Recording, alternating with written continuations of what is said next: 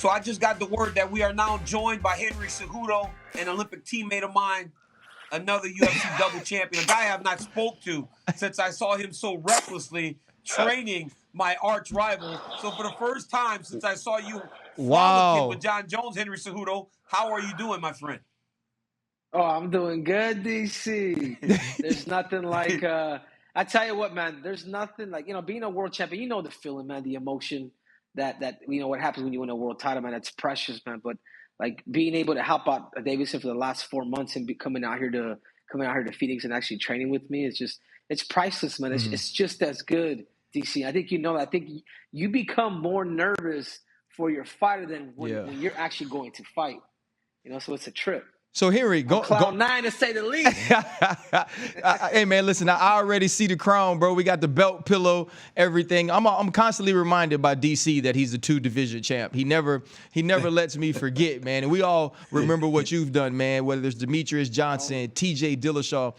Going into the fight, though, did you know what Deiveson had to do? And when you were sitting on the side of the octagon, what were you telling him to get him through that fight with Moreno? And this is the cool part, RC, too, because there's a psychology of it, too. And I think years of experience through wrestling, through mixed martial arts, has all prepared me to be the best coach that I could be. And I remember before we went up to actually fight, I'm like, boo, boo, boo, boo, boo, boo, boo. That's exactly what you're going to hear when we go out there. And you know what that means? That means you got to embrace that shit. Right. Because these people want you to lose. They're literally bringing you out here to sacrifice you in front of all these Mexican people. And guess what? That goes for me, too. Right. And I said, when you go out there, man, you cheer that crowd in and let them know that we are here to fight. The key plan to this fight was to bring that, to be composed, man, to be disciplined, to kick that front leg out and take away his ability. Because once we took that front leg out, it was perfect. It was brilliant. It was the same thing that I did with Dominic Cruz.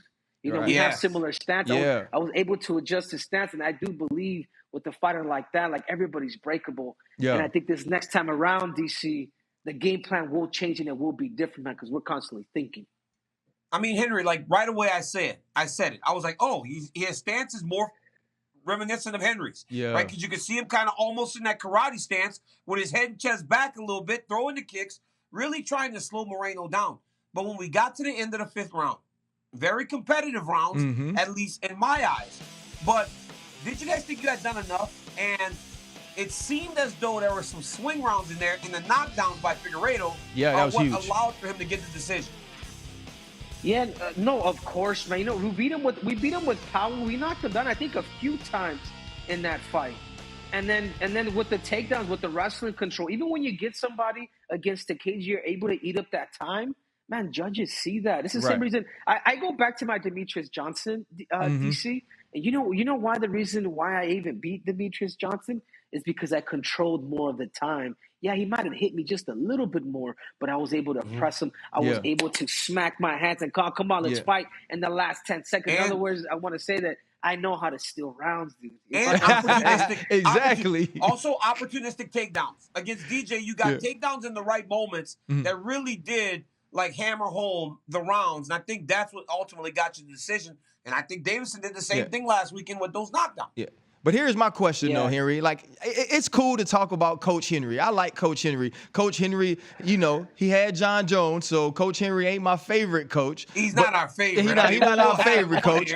But he ain't our favorite. Listen, we see every time someone, in some of the smaller weight classes wins, your name comes up. Could Henry Cejudo be the next to fight him? When you're on the side of that octagon coaching and you see your fighter get that belt after the fight, that doesn't give you that itch that it's about time you get back in there? My legacy is untouched, man. You have many double champs without doing the DC, man. There's only one triple C. There's only one thing that motivates me, and I want to be rich like DC and RC. So give me a bag full of money and let me make them all bend the knee. Right. Listen, man, I tell you what, man, I would love to beat that ugly potato face Petr Yan in Russia. You going to Russia like Rocky? Hell yeah. Okay. Hell yeah. I'm going out there like Rocky in style with my Gucci shoes, chinchilla suit. I'm going out there. I will massacre that dude in front of his own country. The only thing is, man, that's it, man. I just want that bag full of money, man. Right. I believe I deserve it. I'm actually enjoying coaching right now. I have Zhang Wei Li, because if you really see that fight, in my opinion, man, like the way I see it as a competitor, she won those first 3 rounds, man. The takedowns, everything that she did. Okay, we lost in a split decision. You know, and then we have Chris Sarver who's going to be coming out and training. I have Yuri who's coming out next month. Okay, he's going to be fighting against Glover Teixeira. So now it's me against Brazil now. So you're getting all the champs. You're getting high level athletes that are seeking you out, Henry. Now, why though? Because of the mentality, you think these guys just recognize. Look, we say it all the time on the broadcast. Henry Cejudo's a winner, right? Yep. So even though I get mad at you and I might put an expletive, Henry Cejudo, the reality is Henry Cejudo's a winner. And you think people are just recognizing that, or are you reaching out to these people and saying, "Hey, come train with me"? No. They just reached me. Can I put my crown away for a minute? Can I put the cringe? Well, we know you're the king, bro. We know you're the king. The people that truly know me, like obviously I'm a goofball, man. I love to have fun. But if you're the people that really know me, they're like, "What's one word that you would describe Henry Cejudo?" And they all say, "Man, that dude is smart as hell. Like he knows what he's doing. Like there's a method to his madness." And I just think, man, the experiences that I have through, I call it mind body science, and how I'm able to collaborate these things. Like the way I train like a professional DC. I train according to my ability, and the coach's job is to adapt to the fighter, because they are all different. But you have to make sure that they're fundamentally sound. And it's like you want to have fun throughout training, but you also want to compete. And there's only really a couple of times out of the week that you really have to compete.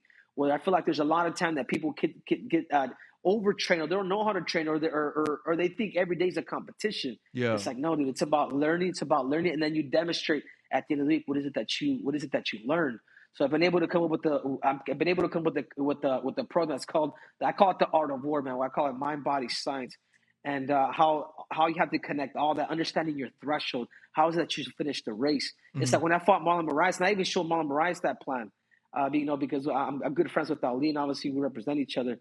And I'm like Marlon, when you fought me, you gave me everything you had within those 2 months. Do you not knowing how strong I am and how much I can endure pain? Right. I said, you need to understand the numbers game, because you only understand one level. You don't understand what a level 5 or a level 6 feels like, because you got accustomed to beating people up at a level 10. Right. What happens when somebody can survive that? Yeah. I ended up stopping them. I was like, you're so technical, you're so good. And you know what I mean? That's just a slight example, but it's structuring, man. Like this is a business, bro. Like this isn't finding good. This isn't finding good people. This is finding the right people to take it to the promised land. Listening to your strategic approach to whether it's coaching, fighting, whatever it is, it seems like you always have a plan. And that plan is to win. But when I ask you, what's your next step, right? What's the next move for you? The thing that you want more than anything. Is it to continue coaching and to continue making champions? Is it to be a champion yourself? Is it to run whatever? What's the next step for you, and what's the ultimate goal? Straight up, Archie, is to take over the world, man. That's it. To take over the world, and take all the gold, take all the crowns, and take it all, man. But what I really want is that green, because you know what? I've earned it, man. I've done it. I'm enjoying myself. The reason why I haven't even jumped into the USADA pool, guys, you know why? Because I'm serious about not ever fighting again. And if you really want me to fight, show me the money, and I will put myself in on that Monday. It's like I was talking to Ali's like, hey, man, get him to USADA pool. I'm like, Ali, I can't do that, man. Because if Dana White really wants to see me fight, because it's up to him, ultimately. Right. I know the crowd wants to see me fight. Man, I'm an entertainer. You ever see somebody pull out some crazy-ass snakes, whip this shit on the ground, throwing out pillows, kicking them? You know what I'm saying? Like that's the shit that I'm doing. Like, I'm not saying to start a union. What I'm saying is pay me. Right. Hey, you heard the man. Pay the man, DC. Get the man paid. Henry. You dang his right hand. Henry, I tell you, man, you are a proud Mexican boy. They don't like you in L.A. the other day, though. I got text messages from people in Gilroy saying, Henry Cejudo. Henry, does it bother you a little bit? Be honest. Don't lie, Henry. It bothers you? No, not really, DC. You know why, dude? Because my loyalty is to my friends, man. Like I don't put whether you're black, Mexican, black, purple, blue. Like, to me, it's loyalty to the person. It's loyalty to the dream that person wants to accomplish. And when he approached me, he wants to come and train with me. He's like, hey, bro, I will do whatever I can. When somebody says that they really have your back, bro, I got your back. Even if that means my Mexican people are going to turn their back on me. Because in reality, man, that's not the way we know. We should all be one. Yeah. Like, when Yuri comes out here, I'm going against a Brazilian, so now it's me against Brazil now. But I go at it again, dude. To me, it's all about winning. To me, whatever it is that I can convey to that person so that they can become the best in the world, I will do. Even if that means me getting death threats, freaking calling me a brown on the outside, whatever on the inside. Like, it's all good in the hood, man. Man, we appreciate you, man. Thank you. Hey, Henry, you're the man, dog. Thank you so much. Everything you say is true, and the one thing you will never deny is that Henry Cejudo is an absolute champion. Yes, he is. Congratulations on Deuce Degeda, Deiveson Figueiredo, and good luck with Yuri Prochazka, my friend. Thank you for watching ESPN on YouTube. For live streaming sports and premium content, subscribe to ESPN+.